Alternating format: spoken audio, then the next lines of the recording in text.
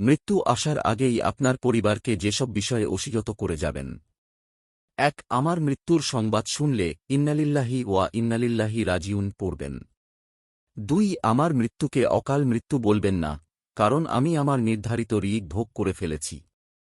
৩. আমাকে নিয়ে বিলাপ মাতম করবেন না, জোরে জোরে কান্নাকাটি করবেন না, কারণ এটা সুন্নাহ বিরোধী এবং রাসূল সাল্লাল্লাহু আলাইহি সাল্লাম কর্তৃক নিষিদ্ধ কাজ। ৪. আমার মৃত্যুতে চল্লিশা, কুলখানি, মিলাদ করবেন না, কারণ এটা স্পষ্ট বিদাত। ৫. যারা আমার মৃত্যুর খবর শুনবেন তারা অবশ্যই আমার জানাজায় অংশগ্রহণ করার চেষ্টা করবেন।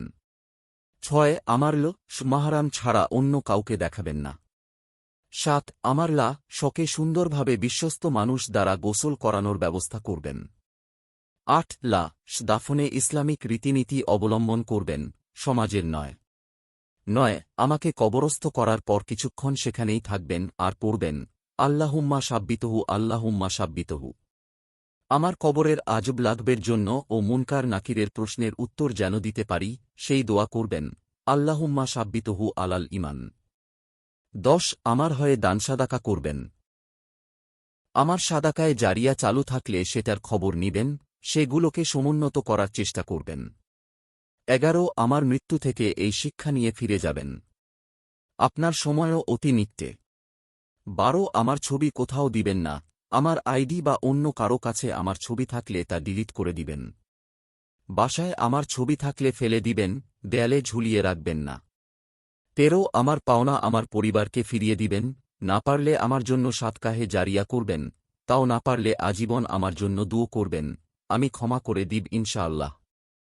১৪. আপনি আমার কাছে কিছু পেয়ে থাকলে আমার জীবিত অবস্থাতেই আমার কাছে চেয়ে নিবেন, আর যদি মুকরে যাই পরিবারের কাছে চাইবেন, পরিবারের লোকেদের বলবো আপনারা তাদের পাওনা দয়া করে দিয়ে দিবেন। আর পরিবার না দিলে আল্লাহর জন্য আমাকে ক্ষমা করে দিবেন, এতে আল্লাহ আপনাকে ক্ষমা করবেন। ১৫. আমার জন্য বেশি বেশি দুয়ো করবেন। আমার নামে গীবত করবেন না, কারণ আমি আমার স্থানে পৌঁছে গিয়েছি। আল্লাহর কাছে আকুলতা, আল্লাহ যেন আমাদের ঈমানের সহিত কালিমা উচ্চারণের মাধ্যমে শহীদি মৃত্যু